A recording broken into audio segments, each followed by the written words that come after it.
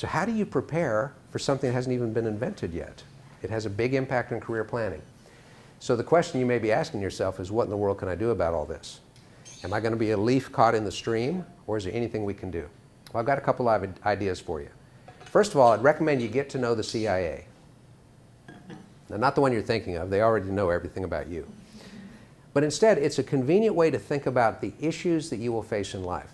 There are some things that we can absolutely what? Control. So work with me here for just a second. What are some things in your daily existence that you can fully and completely control?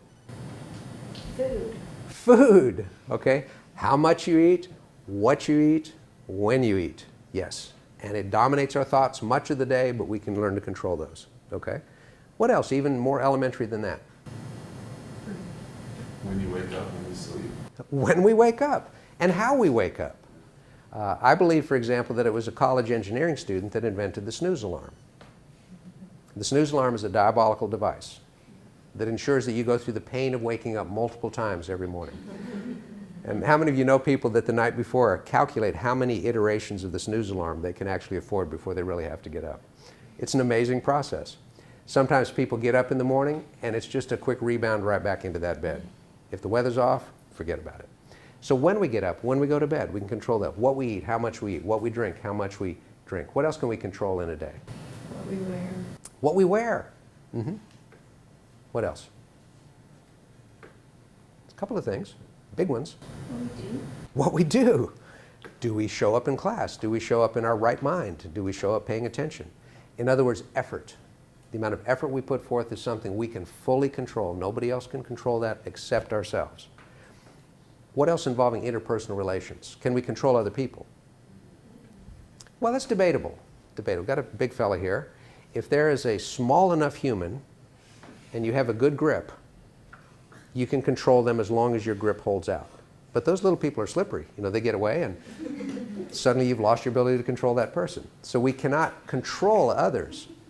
But in interpersonal relationships, we've talked a lot this morning about communication. What are some things we can control? Who we interact with. How we interact with, who we interact with, what we say. Can we influence others by the things we say? Oh my gosh, absolutely we can. If we form a habit of saying, it's great to see you today. How was your weekend? It's so much better than saying, don't you wish it weren't Monday? For the power of our words impacts how other people feel. If we learn to be good finders and we notice things that people do well and say, hey, I want to point out something you do really well that I don't know if you're aware of, that really empowers people. By the same token, if we say, I've been making a list of your faults. Do you have a couple hours? That impacts people too. So although we cannot control others, we can control what we say to others. So our effort, what we consume, all of those things, it's important, but it's not a huge list. There's a much bigger list of things that are in the I category. These are things we can't control, but we can in fact influence. What's the hugest arena we can influence, although we can't control?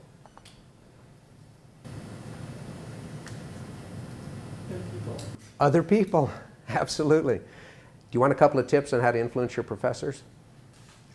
Okay, here's how to influence professors negatively. Now, Steve's supposed to go, la, la, la, la, while I'm doing this.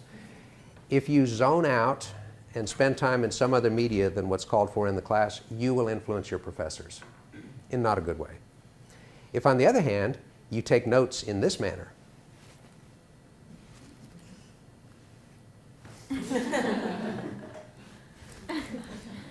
well, although you think, well, that's a little bit over the top, I can tell you from having done a lot of lectures, it will be a dramatic contrast to the average person.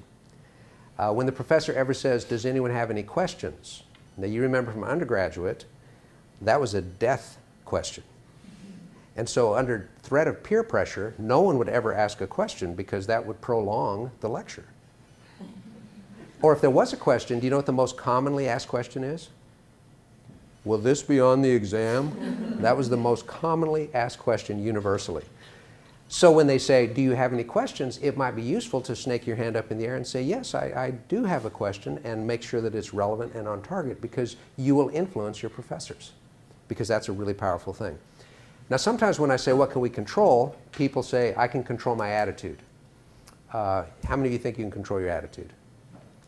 Good. If you can, you're actually better than I am. It was only a few months ago. I was driving up I-65 to go to downtown Nashville, and I felt this bump in the back of my car. A guy had hit me going on the interstate. He changed lanes while looking at his phone. He hit the back of my car while on the interstate, checking his phone, for crying out loud. And so I turned around and I started shaking my fist, and I went, "What are you doing?" And then I said, "Oh, shoot, I teach this stuff."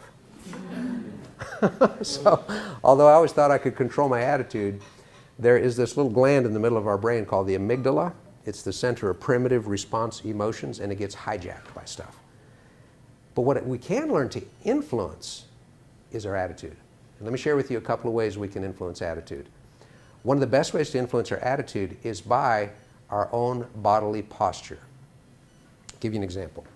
A YouTube video that you should watch if you haven't already is by Amy Cuddy, and it's called Fake It Till You Become It.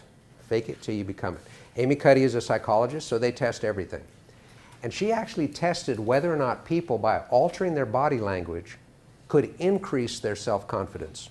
And she did it the way psychologists do, with saliva swabs, where they would measure hormones and chemicals before and after an event. If you want to be more confident, it takes exactly 2 minutes. First of all, adopt what you might call the Wonder Woman posture. Before you walk into a room, stand this posture, stand tall, stand strong, be as large as you can be for 2 minutes. Your body will actually release testosterone, which increases confidence. If you are in a chair situation, get as large as you can in the chair. Lean back in a power posture. You will increase confidence. If you want to increase cortisol, which leads to all kinds of health issues, problems, stroke, and premature death, get as small as you can. Sit like this.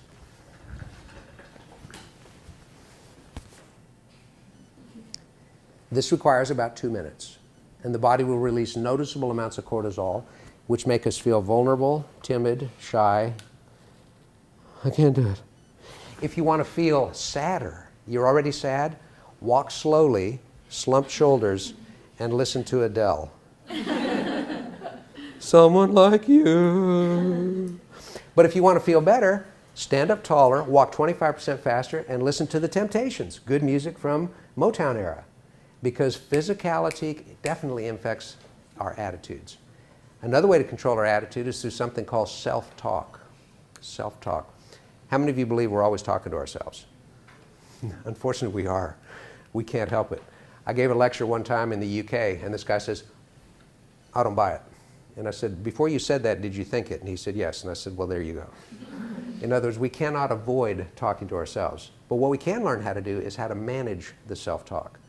And that doesn't mean that we look ourselves in the mirror in famous Guy Smalley way and say, "I'm good enough, I'm smart enough, and doggone it, people like me." It's not what I'm talking about. What I am saying is that when we make a mistake, be forgiving of ourselves. I screwed that up. What I learned from that is the following. Instead of wallowing in the first part of the statement. So self-talk can help rescue us when we're in a tough situation. We can prepare for situations by simply thinking them through and reminding ourselves of something fundamental in human relations called breathing.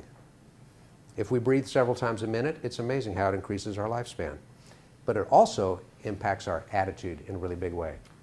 But there's a large number of things in the world that we can neither control nor influence, and we just need to accept. What are some examples of things like that? The weather. The weather. The weather. Perfect example. You remember reading some Mark Twain stuff? Huckleberry Finn, Tom Sawyer, etc. He had a neighbor that said, "You know, Sam, everybody complains about the weather. Nobody ever does anything about it." And isn't it really true? You planned an outing, and all of a sudden it was supposed to be sunny, and it's not sunny. And it's like, whoa! Well, you know something? There are things in life that we benefit from complaining about, and there's most things that really aren't.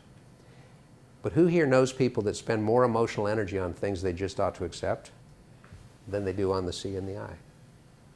And many people that get caught up in very bad situations, it's because instead of saying, "I can't change this for now, let me focus on what I can." And that's a real wisdom in life. Now, the good thing about that is if we work on what we can control and what we can influence, eventually the things we just need to accept become less important.